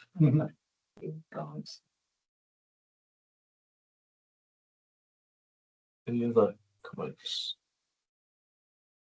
So I think one of the areas that I tend to kind of forget about because it's too complicated for me to understand is Annex D, which is the potential targets or indicators. So I presume that those, I think from memory, it's very similar to what we had last year. There's only significant change in those, is there? Okay, so Councillor Crawford, are you happy to propose accept those recommendations with the addition of the ESG? May I have a seconder, please? Councillor Horsham. All those in favour? Okay, that's unanimous. Thank you. Right, agenda item number 14. I'm going to hazard a guess that this is going to be Councillor Crawford. The capital strategy 25-26, 34-35. Okay, indeed it is. This is 10 years, yeah. So this is the capital strategy, as you say, for 25-26 all the way to 2034-35. Quite ironic, isn't it? Really? We're not going to exist, but there you go. The adoption of the capital strategy ahead of the financial year is a requirement of CIPFA Prudential Code, and we're required to review the strategy on an annual basis. The strategy provides a high-level overview of how capital expenditure, capital financing and treasury management activity contribute to the provision of services. It also provides an overview of how associated risk is managed and the implications for future financial sustainability. There are limited changes to this year's strategy, and they reflect changes to the Council's plan objectives, a change to the accounting treatment of leasing by the adoption of the International Financial Reporting Standard 16, an adjustment to the strategy for the flexible use of capital receipts, which is at Annex A, to remove the need to utilise these as previously intended use to cover expenditure was covered by underspends in 23-24. I therefore propose the recommendations on page 154. Thank you. Any questions for Councillor Crawford?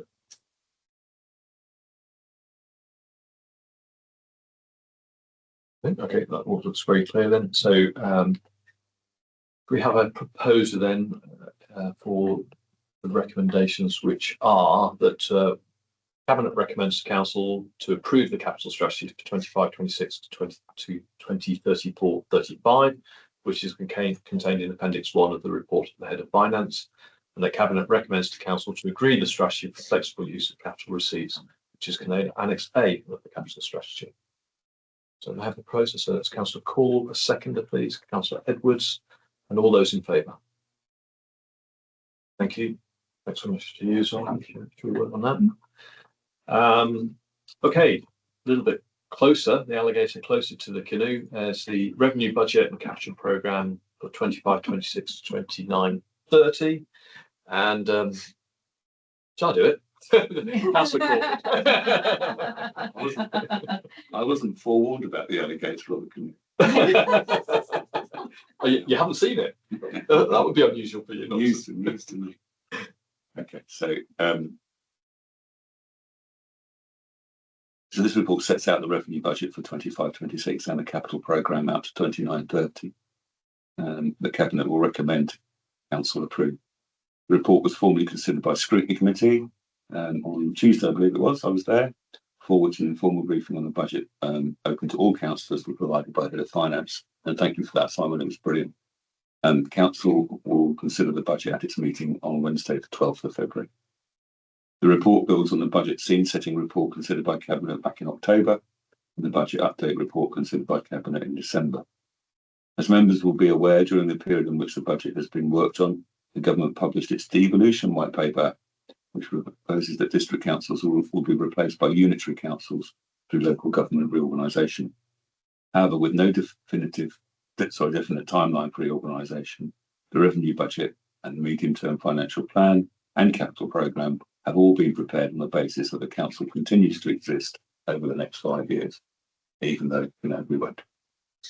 The revenue budget for 25-26 relies on a contribution from reserves of £250,000, which is a very small amount of our overall gross revenue budget, which is a better situation than predicted 12 months ago in the previously agreed NTFP, considerably better in fact, and no cuts to services are proposed. Government funding for the council has unexpectedly increased in 25-26 due to the introduction of the extended producer responsibility for packaging scheme and additional funding in respect of increased employer national insurance costs, though, as noted in the report, it is disappointing that this will not cover our estimated additional costs arising from this increase, and it is only an estimate at this stage. The future funding position, however, like the future of the council, remains very uncertain. The government is undertaking the long-awaited fair funding review and is committed to providing councils with multi-year settlements. However, the government has also committed to redirecting funding to areas that, in its own words, need it most. It is not clear to me or anybody else, I don't think, to what extent this council will see its funding change in future. It's likely that this year's increase in funding may prove to be a one-off. Officers have included an estimate of potential funding in the NTFP, which also estimates future pressures on the council, such as inflationary pressures, future investment income revenue, which is likely to reduce over time as both interest rates fall and balances fall, and are used up by the capital programme.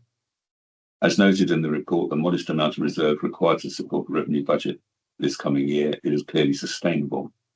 The amount expected to be used in the following year, whilst much higher than needed in the coming year, would also be in line with the recommended parameters based on current estimates.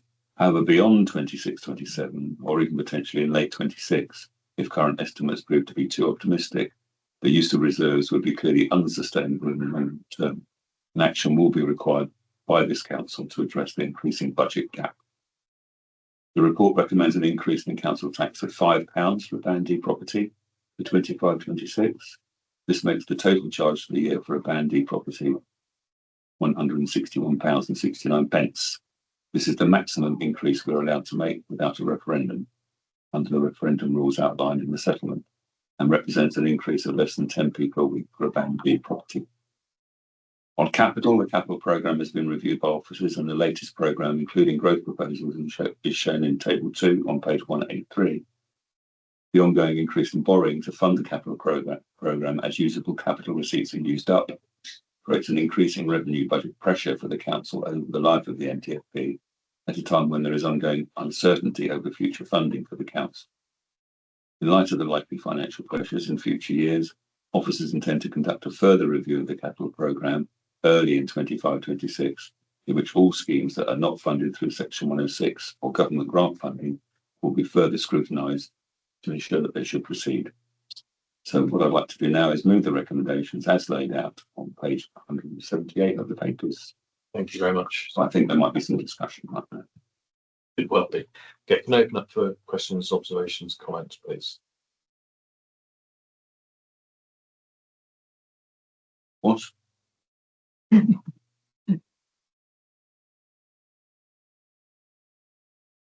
have a question on. Councillor Edwards, yes, please. Sorry. So somebody else had their hands up. I just went straight in. Sorry, Chair. We have, I'm just noting, and I read this before, we've got 5 councils partnership, car parking services, waste and street cleaning and leisure services, all contracts coming to an end within the sort of medium term timings that we are considering to do with local government reorganisation. What impact does that have on us tendering those or not tendering those at this present moment in time? I think there's probably a different answer to each of those. Okay. We've obviously long planned for the Capita exit. Yes, agreed. Yeah, so that's in progress. And I don't imagine that the reorganisation will have a tremendous impact. I'm happy to be corrected, by the way, Simon, if I'm saying anything you don't agree with, because you've heard some of the detail. It might well be the case with car parking. We know we have to renew the contract. We know the car parks are going to continue to be there. We won't know. We won't know what sort of unitary we're looking like. Is it impossible for us to renew that contract or to go out to market with that contract? If there's ongoing uncertainty, it would be possible, I guess, but it'd be advisable. That's another matter, and it might well be that as part of LGR, depending on which direction we believe we're going in, we might want to coordinate more closely with other authorities. We're just going to have to see how it goes. The same answer might be true of leisure. Clearly, we have a leisure contract that is both South and Vale at the moment. Other authorities have different contracts, or do. I think some of them do in-house in Oxford City. And if we end up in a unitary that includes these other authorities, then we're going to have to think hard and fast, aren't we?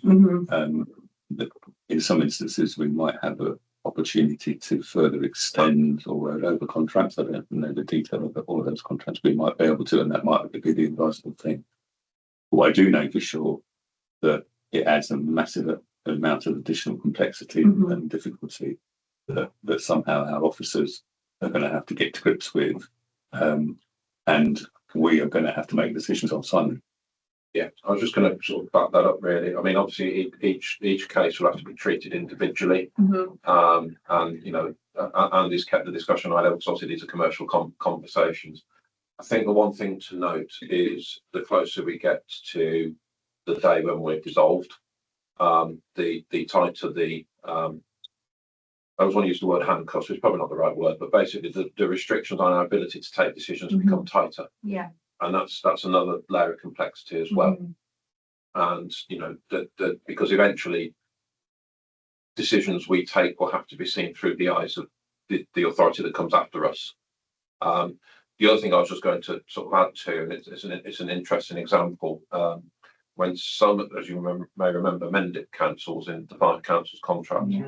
So when Somerset Council went live, their Revs and Bends teams effectively stayed as they were, with the Mendip bit of what became the new Somerset still being provided by Capita. Clearly, at some point though, you have to bring all those together, and it will be clearly for the coming authority to make that decision. So what I'm trying to say is, it's not unusual for a new unitary to identify sort of mixed economy in delivering the same service, but it's incumbent on the new authority to decide its journey for how it harmonises its single approach going forward and on what timeline. To be honest, the unitaries are going to have a long list of things to do, and you know, certain contracts will be higher in that list and some will be lower.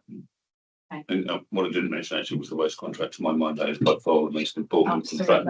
Absolutely. And there's no way that a local government organisation can get in the way of us not collecting people's bins. Yeah. We have to do it no matter what, and that will be very much high in the officer's minds, I'm sure.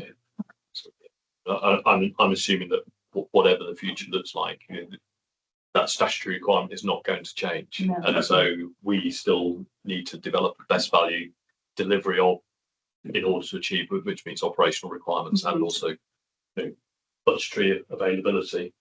If I may, whereas neither leisure services nor car parking are statutory service. Agreed. Yeah. I mean, there are things that we would wish to do, but were there any other points? I mean, one of the things that sorry, Andy, Councillor Portion.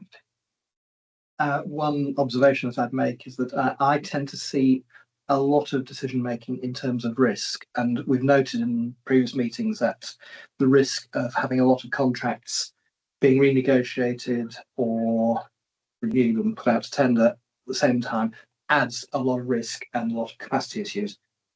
Throw LGR into the mix and you've got a huge area of risk that then covers the whole swathe of things, and that is why we need Andy and Simon and his team to be so on top of the budget and in particular the medium-term financial plan, because that can at least mean that we're not blindsided by the financial aspects while we're trying to juggle everything else. So hats off to Simon and the team and to Councillor Crawford for the hard work on this. I know it's a huge piece of work, but it's good, and it's a good to work through. I respond to that. You're right, Andy, that when we do the budget every year, there's always elements of uncertainty. What interest rates are going to be or inflation is going to be. That is always going to be the case.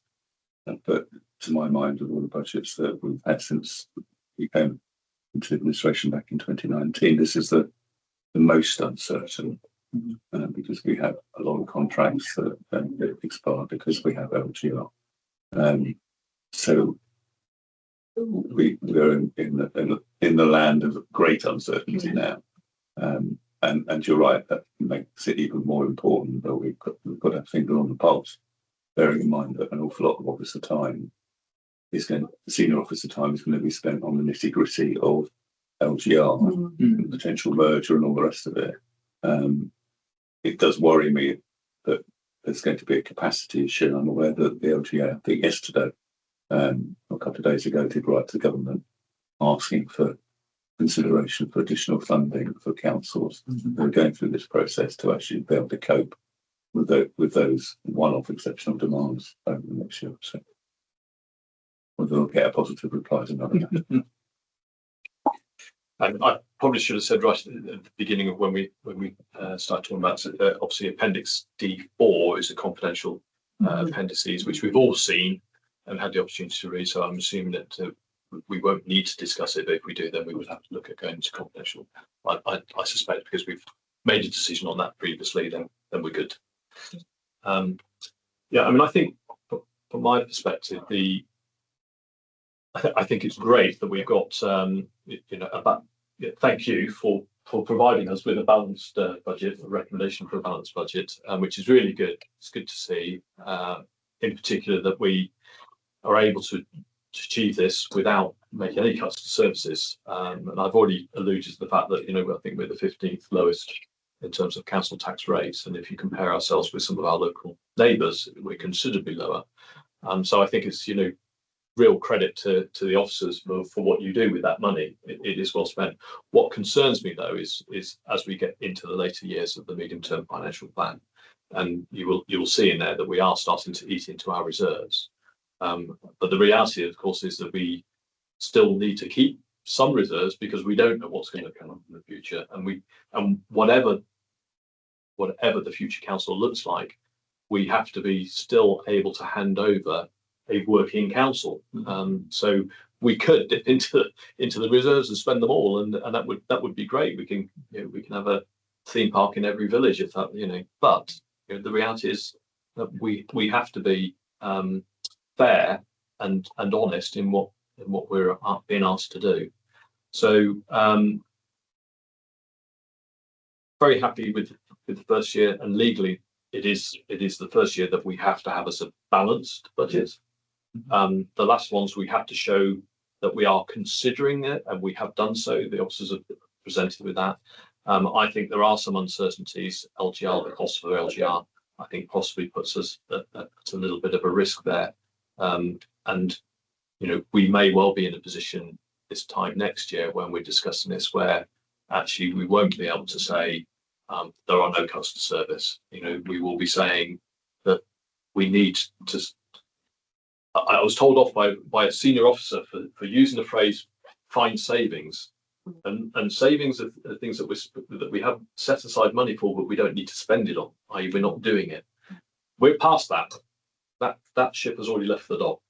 What we're now looking at is saying, where can we shave away what we're doing? And I like to think of it as I would like to think that this would be in terms of not that we will stop doing something, but we may have to cut back on what we do. So I'm not saying we've got gold-plated solutions, but we would aim for excellence. Well, actually, we may in the future be looking for good enough. I know that sounds like the doomsayer, but unfortunately, I've got a horrible feeling that's the way it's going to be. So yeah, thank you to the officers for the work on presenting your budget to us. I think the reality is now, if we accept it, then it becomes the leaders, which I'll hand over very shortly after this meeting back to the leader, and then hopefully that will then go to council. So the recommendations are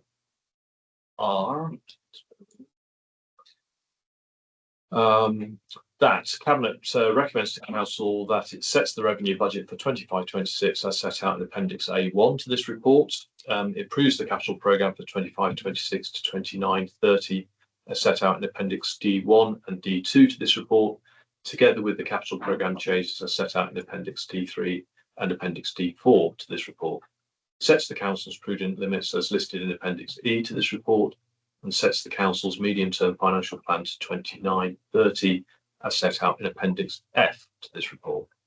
And finally, the Cabinet agrees that the Head of Finance, in consultation with the Cabinet Member of Finance, may make minor adjustments to this report and the prudential indicators should they prove necessary prior to its submission to Council on the 12th of February. So I think, Councillor Crawford, you proposed that. Do I have a seconder, please? Councillor Paulsham, and all those in favour. Thank you. That's unanimous. Okay, pause for breath. And final agenda item, but it is yours, Councillor Crawford. So this is council tax long-term empty property premium duration change. Thank you. Hopefully this is quite simple and straightforward. So council tax empty premium charge currently applies when an address has been remained unoccupied and unfurnished for a period of 2 years. However, due to changes in legislation, councils can now reduce this empty time frame from 2 years to a minimum of 1 year where it sees fit.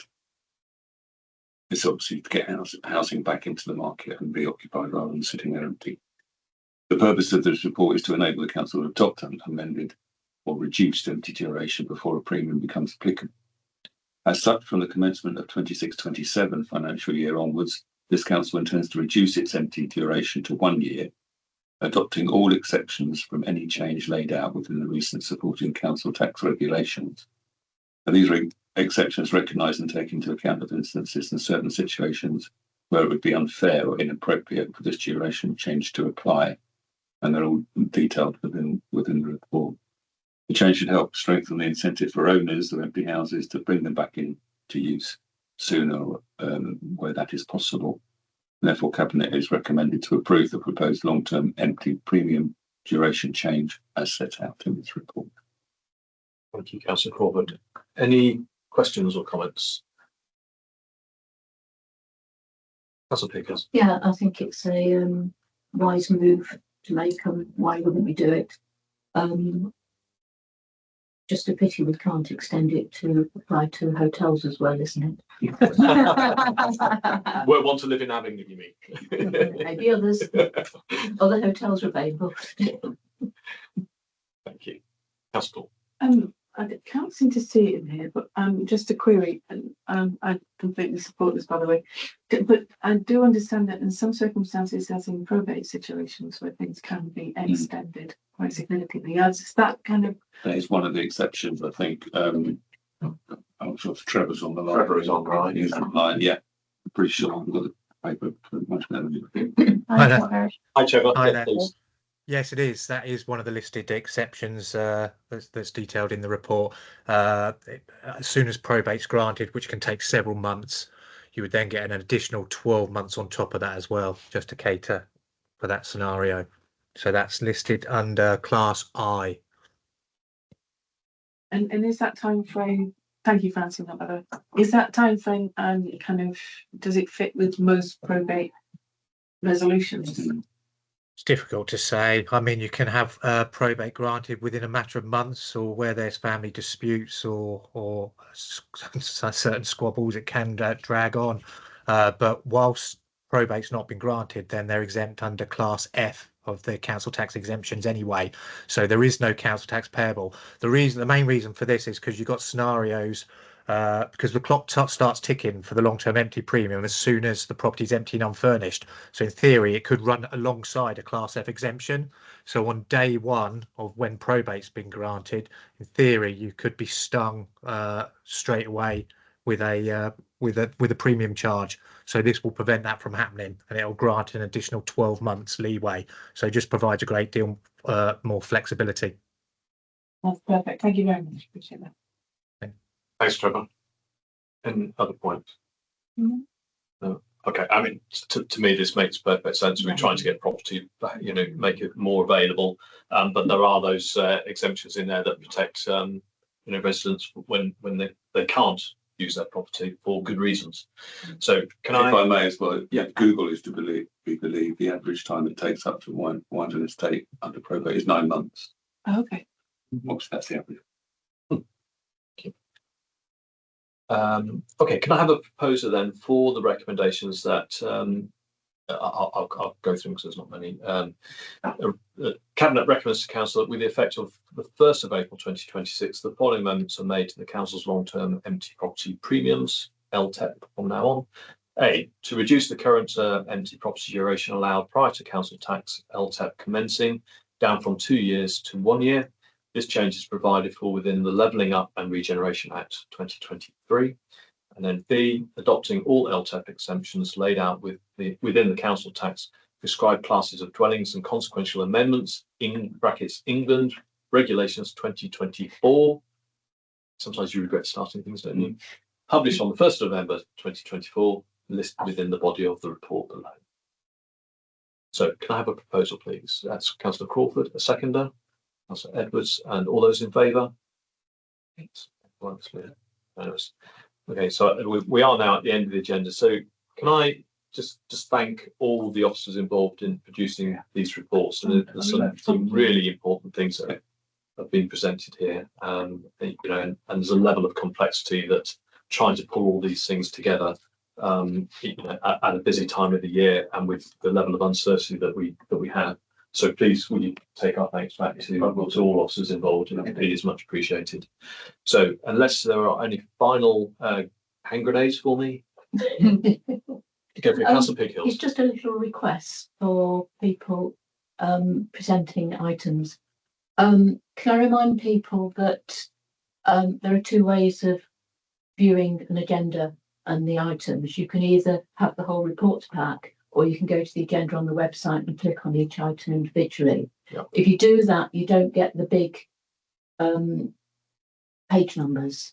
Right. Now, my laptop is liable to throw in a hissy fit in the middle of Adobe, and crash the whole thing.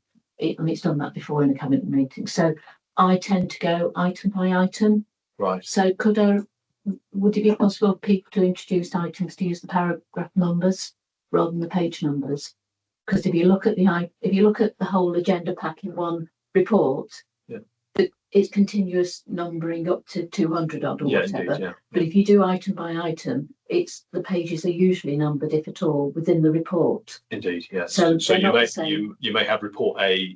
You're referring to page 3 of report A, but actually that is page 55 of the overall pack. Yeah. So if you use paragraph numbers, that would make it a lot easier. Does that make sense?